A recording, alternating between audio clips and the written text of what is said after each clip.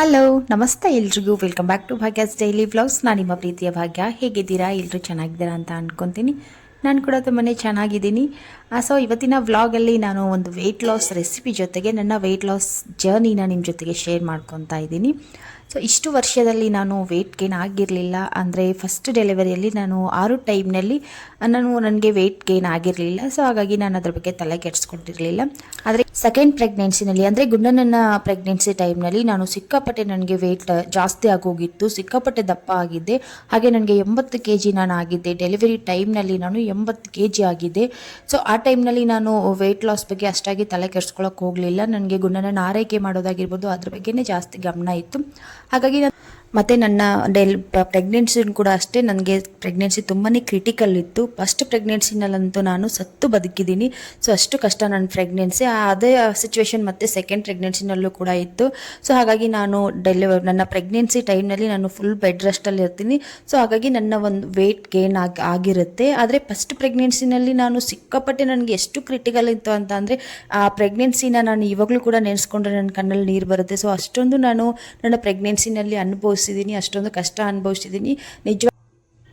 ನಿಜವಾಗ್ಲೂ ಹೇಳ್ತೀನಿ, ನಾನು ನನ್ನ ಪ್ರೆಗ್ನೆನ್ಸಿ ಟೈಮ್ನಲ್ಲಿ ನಾನು ಅನುಭವಿಸಿರೋವಂಥ ನೋವು, ನಾನು ಅನುಭವಿಸಿರೋವಂಥ ಕಷ್ಟ ಯಾವ ಹೆಣ್ಣಿಗೂ ಕೂಡ ಕೊಡಬೇಡಪ್ಪ ದೇವರೇ ಅಂತ ಬೇಡ್ಕೊತೀನಿ. ಸೊ ಅಷ್ಟೊಂದು ಕಷ್ಟ ನನ್ನ ಒಂದು ಫಸ್ಟ್ ಪ್ರೆಗ್ನೆನ್ಸಿನಲ್ಲಿ ಆಗಿದೆ. ನನ್ನ ಲೈಫಲ್ಲೇ ನಾನೊಂದು ಕಹಿ ಘಟನೆ ನಡೆದಿದೆ ಅಂತ ಅಂದರೆ ಅದು ನನ್ನ ಪ್ರೆಗ್ನೆನ್ಸಿ ಟೈಮ್ನಲ್ಲೇ ಅಂತಲೇ ಹೇಳ್ಬೋದು. ಸೊ ಹಾಗಾಗಿ ನನಗೆ ಅಷ್ಟೊಂದು ಕಷ್ಟ ಇರ್ತಾಯಿತ್ತು. ನಾನು ಮಲ್ಕೊಂಡಲ್ಲೇ ಮಲ್ಕೋತಾ ಇದ್ದೆ. ನಾನು ಫುಲ್ ಬೆಡ್ ರೆಸ್ಟಲ್ಲಿ ಇರ್ತಾಯಿದ್ದೆ ಡೆಲಿವರಿ ಟೈಮ್ ಆಗೋವರೆಗೂ ಕೂಡ. ಸೊ ಹಾಗಾಗಿ ನನ್ನ ವೆಯ್ಟ್ ತುಂಬಾ ಜಾಸ್ತಿ ಆಗೋಗಿರುತ್ತೆ ನನ್ನ ಪ್ರೆಗ್ನೆನ್ಸಿ ಟೈಮ್ನಿಂದ ಹಿಡಿದು ಡೆಲಿವರಿ ಆಗೋವರೆಗೂ ಕೂಡ. ಆದರೆ 6 ಟೈಮ್ನಲ್ಲಿ ಅಷ್ಟಾಗಿ ಏನು ಜಾಸ್ತಿ ಆಗಿರಲಿಲ್ಲ. ಅದೇ ಸಿಚುವೇಶನ್ ಮತ್ತೆ ನಾನು ಗುಂಡನನ್ನ ಪ್ರೆಗ್ನೆನ್ಸಿನಲ್ಲೂ ಕೂಡ ಇತ್ತು. ಸೊ ಅಲ್ಲಿ ನಾನು ಇನ್ನೂ ಜಾಸ್ತಿ ವೆಯ್ಟ್ ಜಾಸ್ತಿ ಆಯಿತು ಅಂತಲೇ ಹೇಳ್ಬೋದು. ಸಿಕ್ಕಾಪಟ್ಟೆ ಜಾಸ್ತಿ ಆಯಿತು. ಯಾರೂ ಊಹೆನೂ ಮಾಡ್ಕೊಂಡಿರೋದಿಲ್ಲ, ಅಷ್ಟೊಂದು ಜಾಸ್ತಿ ಆಯಿತು. ನೋಡೋರು ಎಲ್ಲರೂ ಹೇಳ್ತಾಯಿದ್ರು, ಯಪ್ಪ ಇದು ಎಷ್ಟು ದಪ್ಪ ಆಗಿದ್ದಾಳೆ ಇವಳು, ನೋಡೋಕ್ಕೆ ಒಂದು ರೀತಿ ತುಂಬ ಅಸಹ್ಯವಾಗಿ ನಾನು ಕಾಣ್ತಾ ಇದ್ದೆ. ಅಷ್ಟು ವೆಯ್ಟ್ ನನ್ನ ಗುಂಡನನ್ನ ಪ್ರೆಗ್ನೆನ್ಸಿ ಟೈಮ್ನಲ್ಲಿ ಆಗಿತ್ತು ನನಗೆ. ಸೊ ನಾನು ಎಲ್ಲರೂ ಹೇಳ್ತಾಯಿದ್ರು ತುಂಬ ದಪ್ಪ ಆಗಿದೆಯಾ, ಎಲ್ಲರೂ ಹೇಳ್ತಾಯಿದ್ರು. ನಾನು ಯಾರ ಬಗ್ಗೆನೂ ತಲೆ ಕೆಡಿಸ್ಕೊಳ್ಳಿಲ್ಲ. ಯಾಕೆ ಅಂತ ಅಂದರೆ ನನ್ನ ಪ್ರೆಗ್ನೆನ್ಸಿನೇ ಅಷ್ಟೊಂದು ಕ್ರಿಟಿಕಲ್ ಆಗಿ ಇರ್ತಾಯಿತ್ತು.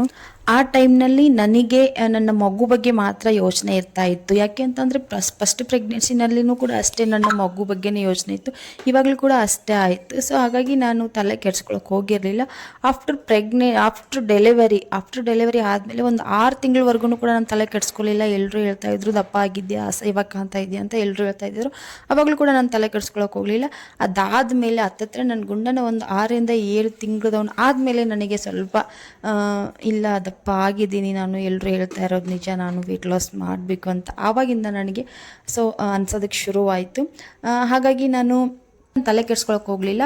ಆದರೆ ಗುಂಡನ ಒಂದು 5ರಿಂದ 6 ತಿಂಗಳ ಆದಮೇಲೆ ನನಗೆ ಸ್ವಲ್ಪ ತುಂಬ ಜಾಸ್ತಿ ದಪ್ಪ ಆಗಿದ್ದೀನಿ ಅಂತ ಅನ್ಸೋಕ್ಕೆ ಶುರುವಾಯಿತು. ಸೊ ಆ ಟೈಮ್ನಲ್ಲಿ ನಾನು ಕೆಲವೊಂದಿಷ್ಟು ಚಿಕ್ಕ ಪುಟ್ಟ ಟಿಪ್ಸ್ನ ಫಾಲೋ ಮಾಡಿ ಮತ್ತೆ ನಾನು ವೆಯ್ಟ್ ಲಾಸ್ ಮಾಡಿಕೊಂಡೆ. ಗುಂಡನ ಡೆಲಿವರಿ ಆದಮೇಲೆ ಸ್ವಲ್ಪ ನನಗೆ ವೆಯ್ಟ್ ಲಾಸ್ ಆಗಿತ್ತು, ಅಂತಂದರೆ ಜಾಸ್ತಿ ಆಗಿರಲಿಲ್ಲ. 80 kg ಇದ್ದವಳು ನಾನು ಒಂದು 75-76 ಈ ರೀತಿ ಇದ್ದೆ.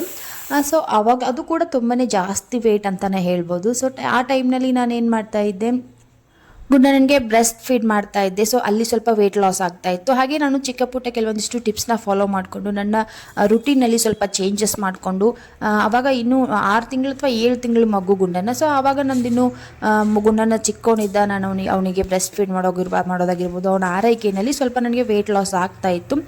ಅಲ್ಲೂ ಕೂಡ ಅಷ್ಟೇ ಆ ಟೈಮ್ನಲ್ಲಿ ನಾನು ವೆಯ್ಟ್ ಲಾಸ್ ಮಾಡೋದ್ರಲ್ಲಿ ನಾನು ಸಕ್ಸಸ್ ಆದೆ ಅಂತಲೇ ಹೇಳ್ಬೋದು. ಓಕೆ, ನಾನು ಕಂಟಿನ್ಯೂ ಮಾಡ್ತೀನಿ. ಇವಾಗ ನಾನು ಇಲ್ಲಿ ಒಂದು ರೆಸಿಪಿನ ಮಾಡ್ತಾಯಿದ್ದೀನಿ. ಇದು ವೆಯ್ಟ್ ಲಾಸ್ ಮಾಡೋರಿಗೆ ತುಂಬ ಒಳ್ಳೆಯ ರೆಸಿಪಿ ಅಂತಲೇ ಹೇಳ್ಬೋದು.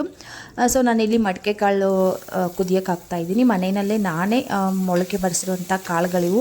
ಮಾರ್ಕೆಟಲ್ಲಿ ತೊಗೊಂಬರೋದಾಗಿರ್ಬೋದು ಮತ್ತಿನ್ನೇನು ಮಾಡೋದಿಲ್ಲ. ಯಾಕೆಂತಂದರೆ ಮಾರ್ಕೆಟಲ್ಲಿ ಮೊಳಕೆ ಬರೆಸಿರೋ ಕಾಳುಗಳಲ್ಲಿ ಅದರಲ್ಲೂ ಸ್ಪೆಷಲಿ ಬಟಾಣಿ ಕಾಳಲ್ಲಿ ಕಲರ್ನ ಹಾಕಿರ್ತಾರೆ. ನಾನು ಒಂದು ಸಾರಿ ನೋಡಿದ್ದೀನಿ. ಒಂದು ಸಾರಿ ತೊಗೊಂಡು ಬಂದಾಗ ಅದನ್ನು ನೀರಲ್ಲಿ ಹಾಕಿ ತೊಳೆಯೋಕ್ಕೆ ಅಂತ ಹೇಳಿ ಹೋದಾಗ ಸಿಕ್ಕಾಪಟ್ಟೆ ಕಲರ್ ಬಿಟ್ಕೊಂಡ್ಬಿಟ್ಟಿತ್ತು. ಸೊ ಕಲರೆಲ್ಲ ಹಾಕಿರ್ತಾರೆ. ಹಾಗಾಗಿ ಮನೆಯಲ್ಲೇ ಮಾಡಿಕೊಂಡ್ರೆ ತುಂಬ ಒಳ್ಳೆಯದಂತ ಹೇಳ್ಬೋದು. ಓಕೆ, ಇವಾಗ ನಾನು ಇದನ್ನ ಮೊಳಕೆ ಕಾಳನ್ನ ಕುದಿಯೋಕೆ ಇಡ್ತೀನಿ. ಸೊ ಮೊಳಕೆ ಕಾಳಿನ ಸಾರನ್ನ ಮಾಡ್ತಾಯಿದ್ದೀನಿ. ಸ್ವಲ್ಪ ಡಿಫ್ರೆಂಟಾಗಿ ಮಾಡ್ತಾಯಿದ್ದೀನಿ. ಸೊ ವೆಯ್ಟ್ ಲಾಸ್ ಮಾಡೋರಿಗೆ ತುಂಬ ಒಳ್ಳೆ ರೆಸಿಪಿ ಇದು. ಸೊ ಸ್ಕಿಪ್ ಮಾಡದೆ ಕೊನೆವರೆಗೂ ನೋಡಿ, ನಿಮಗೂ ಕೂಡ ಹೆಲ್ಪ್ ಆಗುತ್ತೆ.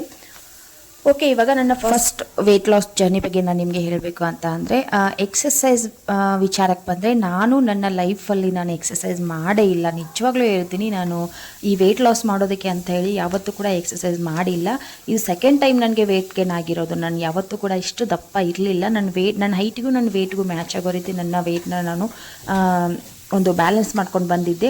ಆದರೆ ಇವಾಗ ಸೆಕೆಂಡ್ ಪ್ರೆಗ್ನೆನ್ಸಿ ಆದಮೇಲೆ, ಸೆಕೆಂಡ್ ಡೆಲಿವರಿ, ಇವಾಗ ಇತ್ತೀಚೆಗೆ ನನಗೆ ವೆಯ್ಟ್ ಗೇನ್ ಆಗ್ತಾ ಇದೆ.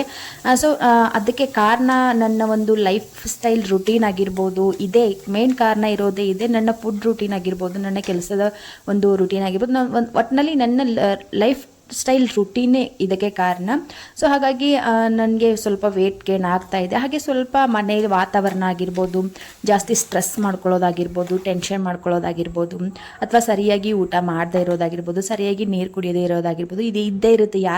ಯಾರಿಗೆ ಒಂದು ವೆಯ್ಟ್ ಗೇನ್ ಆಗೋದಕ್ಕೆ ಇದೇ ಮೇನ್ ರೀಸನ್ ಇದೇ ಇರುತ್ತೆ. ಇದನ್ನು ಹೊರತುಪಡಿಸಿ ಮತ್ತೆ ಸಾಕಷ್ಟು ಬೇರೆ ಹೆಲ್ತ್ ಸಂಬಂಧಪಟ್ಟಿರೋ ಹಾಗೆ ಬೇರೆ ಕಾರಣಗಳು ಇರ್ಬೋದು. ಆದರೆ ನನ್ನ ಒಂದು ವೆಯ್ಟ್ ಗೇನ್ ಆಗೋದಕ್ಕೆ ಕಾರಣ ಏನು ಅಂತ ನನಗೆ ಗೊತ್ತು. ಯಾಕೆ ಅಂತಂದರೆ, ಈ ಹಿಂದೆ ಒಮ್ಮೆ ನಾನು ನನ್ನ ಡೆಲಿವರಿ ಟೈಮ್ನಲ್ಲಿ ನನಗೆ ವೆಯ್ಟ್ ಜಾಸ್ತಿ ಆಗಿತ್ತು. ನಾನು ಅದನ್ನು ಮತ್ತೆ ಕಡಿಮೆ ಕೂಡ ಮಾಡಿಕೊಂಡಿದ್ದೆ. ಸೊ ಆವಾಗ ನಾನು ಏನು ಮಾಡಿದ್ದೆ, ಪರ್ಸ್ನಲಿ ಕೆಲವೊಂದಿಷ್ಟು ಟಿಪ್ಸ್ನ ನಾನು ಫಾಲೋ ಮಾಡಿದ್ದೆ. ಎಕ್ಸಸೈಸ್ ಮಾಡಿಲ್ಲ ಅಷ್ಟೇ ಹೊರತು, ಆದರೆ ನನ್ನ ಲೈಫ್ ಸ್ಟೈಲಲ್ಲಿ ನಾನು ಚೇಂಜಸ್ ಮಾಡ್ಕೊಂಡಿದ್ದೆ. ಮತ್ತು ಫಸ್ಟ್ ನಾವು ವೆಯ್ಟ್ ಲಾಸ್ ಮಾಡಬೇಕು ಅನ್ನೋದಾದರೆ, ನಾವು ಮೊದಲು ಅದಕ್ಕೆ ನಾವು ಪ್ರಿಫೇರ್ ಆಗಬೇಕು. ನಾವು ಏನು ಮಾಡಬೇಕು, ಏನು ಮಾಡಬಾರ್ದು ಅನ್ನೋದನ್ನು ಪ್ರಿಪೇರ್ ಆಗಬೇಕು. ಹಾಗೆ ನಾನು ಕಟ್ನಿಟ್ಟಾಗಿ ಇದನ್ನು ಪಾಲಿಸ್ಕೊಂಡು ಹೋಗ್ತೀನಿ ಅನ್ನೋದು ನಾವು ಮೆಂಟಲಿ ಫಸ್ಟ್ ನಾವು ಅದನ್ನು ಪ್ರಿಫೇರ್ ಆಗಬೇಕಾಗುತ್ತೆ. ನಾನು ನಿಜವಾಗ್ಲೂ ಒಂದು ಸಾರಿ ಫಸ್ಟ್ ಟೈಮ್ ನಾನು ವೆಯ್ಟ್ ಲಾಸ್ ಮಾಡ್ಕೋಬೇಕಾದ್ರೆ, ನಾನು ಹಿಂಗೆ ನನ್ನ ಕನ್ನಡಿಲಿ ನೋಡ್ಕೋಬೇಕಾದ್ರೆ, ಏಕೆ ಅಂತಂದರೆ ಅಷ್ಟು ದಿನಗಳವರೆಗೂ ನಾನು ಗುಂಡನನ್ನ ಆರೈಕೆಯಲ್ಲಿ ನನಗೆ ಜಾಸ್ತಿ ಗಮನ ಇತ್ತು.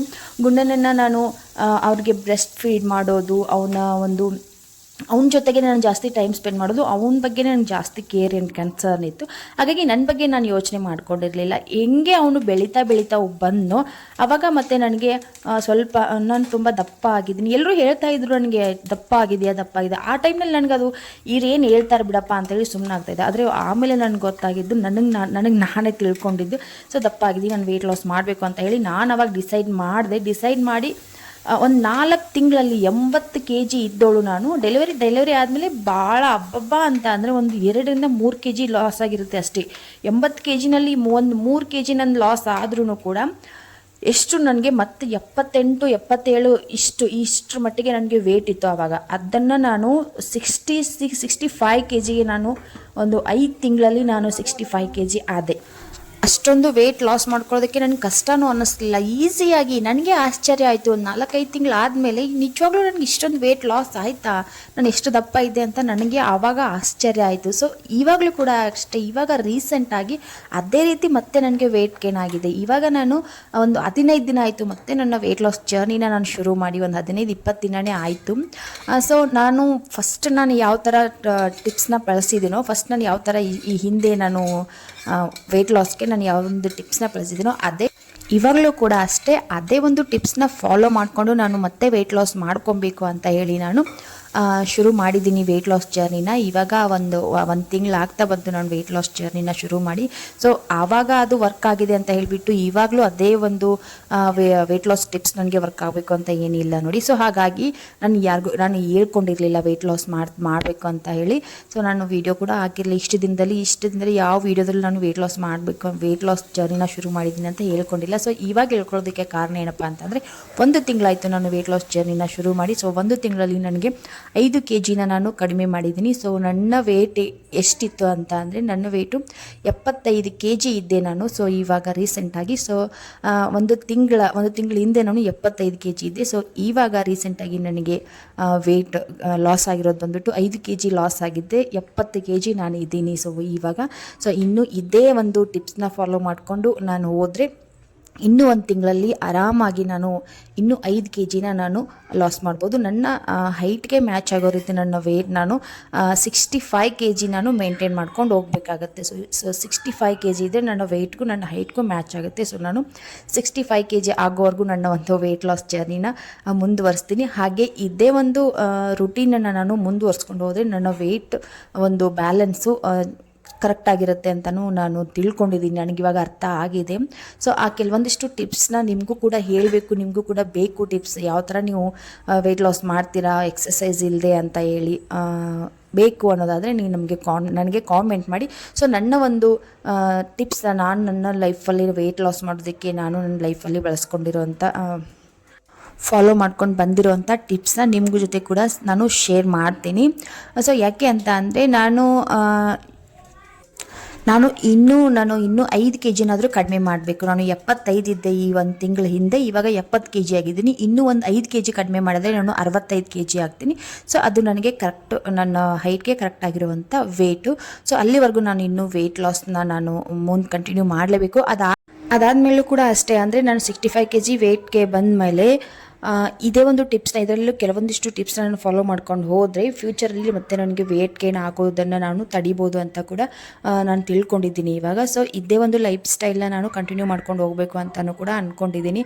ಇದು ಹೆಲ್ದಿಯಾಗಿ ನಾವು ವೇಟ್ ಲಾಸ್ ಮಾಡೋ ಒಂದು ಮೆಥಡ್ ಅಂತಲೇ ಹೇಳ್ಬೋದು. ನಾನು ಗುಂಡನನ್ನು ಡೆಲಿವರಿ ಟೈಮ್ನಲ್ಲಿ ಆಗಿರುವಂಥ ವೇಟ್ ಗೇನನ್ನು ನನಗೆ ವೇಟ್ ಜಾಸ್ತಿ ಆದಾಗ ನಾನು ತುಂಬಾ ಕೇರ್ಫುಲ್ಲಾಗಿ ವೇಟ್ ಲಾಸ್ನ ಮಾಡ್ಕೋಬೇಕಾಗಿತ್ತು. ಯಾಕೆಂತಂದರೆ ನನ್ನ ಮಗ ಹಾಲು ಕುಡಿತಾ ಇದ್ದ.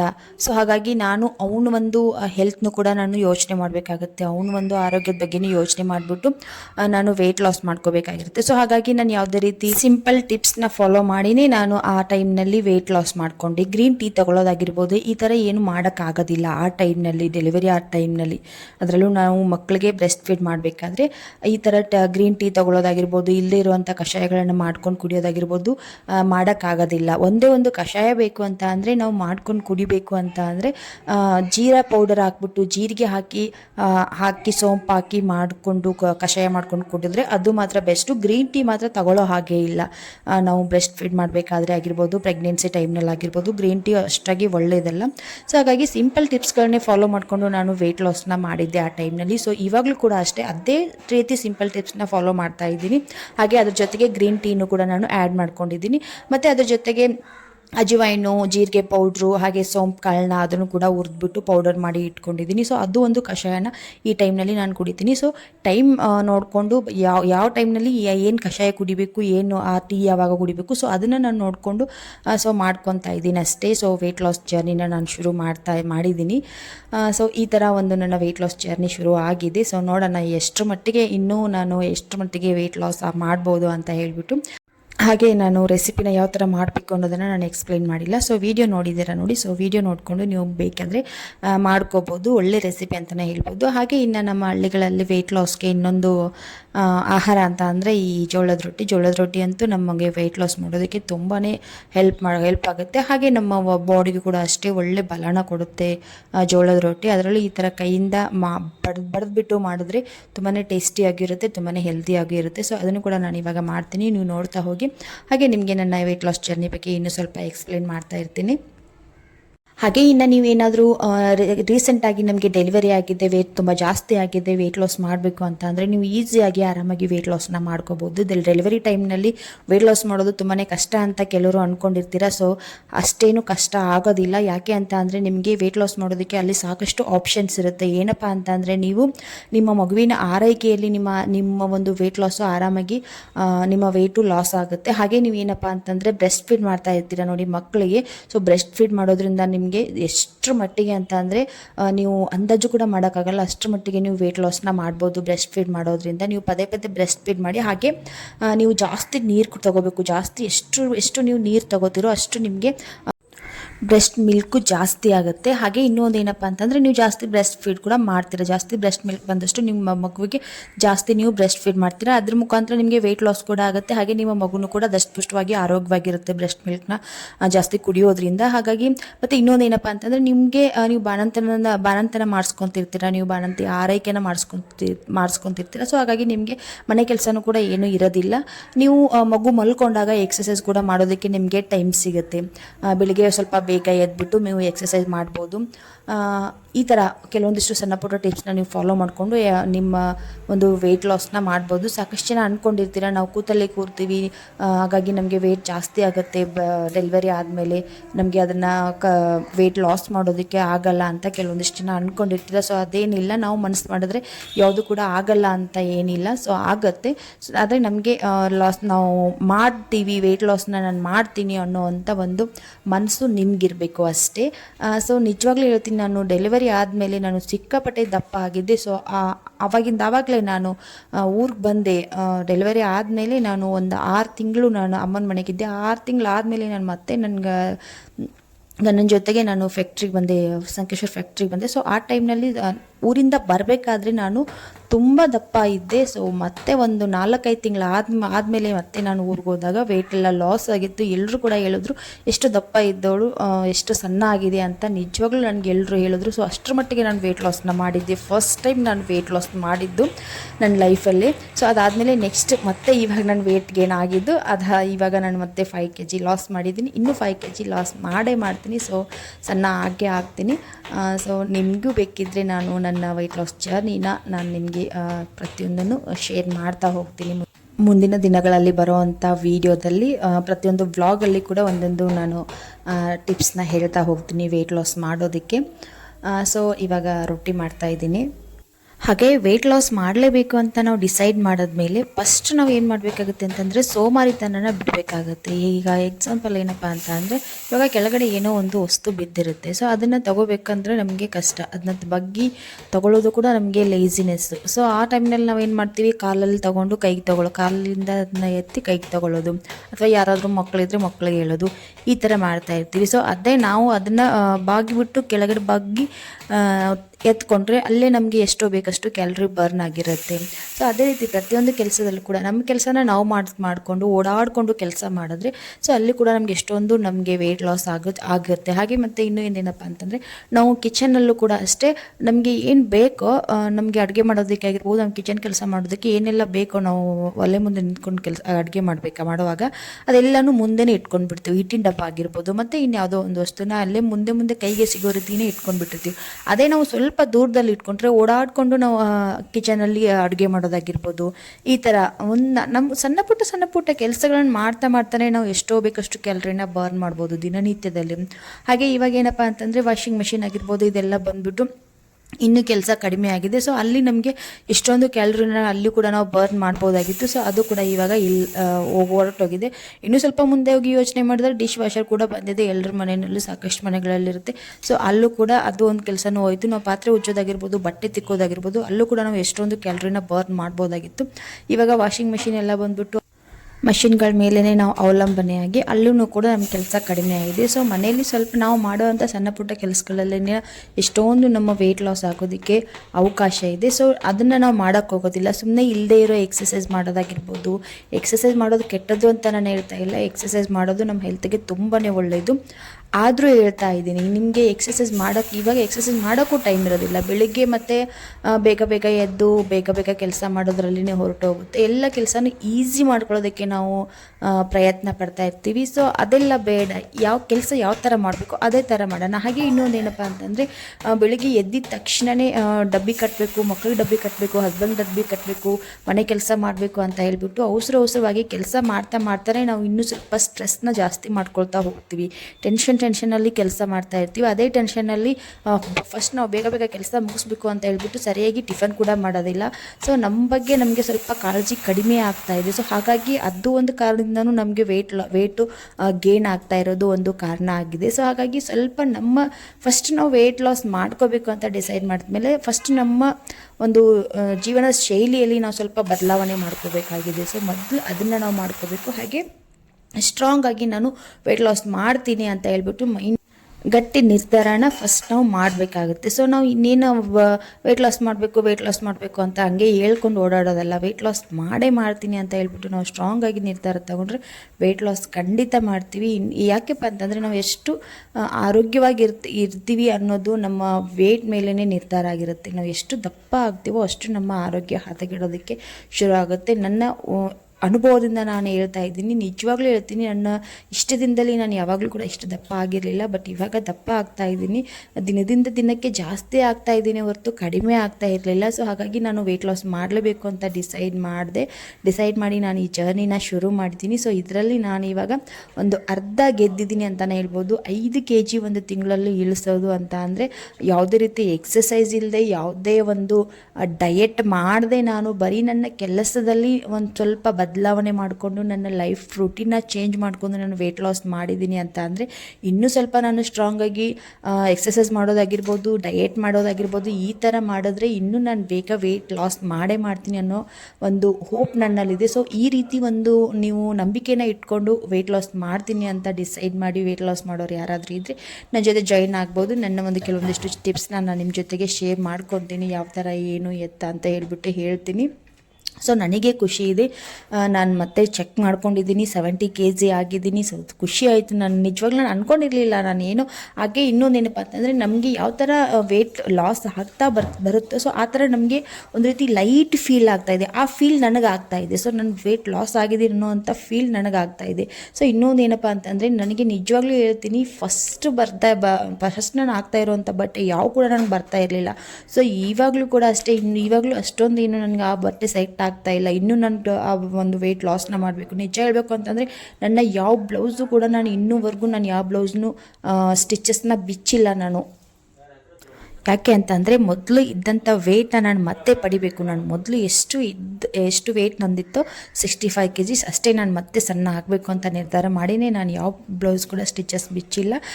ಸೊ ನಾನು ವೆಯ್ಟ್ ಲಾಸ್ನ ಮಾಡಬೇಕು ಅಂತ ಹೇಳ್ಬಿಟ್ಟು ಡಿಸೈಡ್ ಮಾಡಿದ್ದೀನಿ. ಸೊ ಯಾರಾದರೂ ಜಾಯಿನ್ ಆಗೋರಿದ್ದರೆ ನನ್ನ ಜೊತೆ ಜಾಯಿನ್ ಆಗ್ಬೋದು. ಸೊ ನನ್ನ ಪ್ರತಿದಿನ ಬರುವಂಥ ವೀಡಿಯೋ ನೋಡಿದ್ರೆ ನಿಮಗೂ ಕೂಡ ಕೆಲವೊಂದಿಷ್ಟು ರೆಸಿಪಿ ಸಿಗುತ್ತೆ, ಟಿಪ್ಸ್ ಕೂಡ ಸಿಗುತ್ತೆ. ಹೋಪ್ ನಿಮಗೆ ಈ ಒಂದು ವಿಡಿಯೋ ಯೂಸ್ಫುಲ್ ಆಗಿದೆ ಅಂತ ಅಂದ್ಕೊತೀನಿ, ಹಾಗೆ ಇಷ್ಟ ಆಗಿದೆ ಅಂತ ಕೂಡ ಅಂದ್ಕೊಂಡಿರ್ತೀನಿ. ಸೊ ಇಷ್ಟ ಆದರೆ ಪ್ಲೀಸ್ ವಿಡಿಯೋಗೆ ಒಂದು ಲೈಕ್ನ ಕೊಟ್ಟು ನಿಮ್ಮ ಅನಿಸಿಕೆಯನ್ನು ನನಗೆ ಕಾಮೆಂಟ್ ಬಾಕ್ಸಲ್ಲಿ ತಿಳಿಸಿ. ಹಾಗೆ ಹೊಸದಾಗಿ ಯಾರಾದರೂ ನನ್ನ ಚಾನಲ್ಗೆ ಬಂದು ಈ ವಿಡಿಯೋನ ನೋಡ್ತಾ ಇದ್ದರೆ ಪ್ಲೀಸ್ ನನ್ನ ಚಾನಲ್ನ ಸಬ್ಸ್ಕ್ರೈಬ್ ಮಾಡಿಕೊಂಡು ವೀಡಿಯೋಸ್ನ ನೋಡಿ. ಹಾಗೆ ನಿಮಗೆ ಕೆಲವೊಂದಿಷ್ಟು ಯೂಸ್ಫುಲ್ ಆಗಿರುವಂಥ ಇನ್ಫಾರ್ಮೇಷನ್ನ ಕೊಡ್ತಾ ಇರ್ತೀನಿ. ನನ್ನ ಜೀವನದ ಕೆಲವೊಂದಿಷ್ಟು ಕ್ಷಣಗಳನ್ನು, ಮಾಹಿತಿಯನ್ನು ನಿಮ್ಮ ಜೊತೆಗೆ ಹಂಚ್ಕೊತಾ ಇರ್ತೀನಿ. ಸೊ ಇದಾಗಿತ್ತು ಇವತ್ತಿನ ವ್ಲಾಗು. ಮತ್ತೆ ಸಿಗ್ತೀನಿ ಮುಂದಿನ ವ್ಲಾಗಲ್ಲಿ.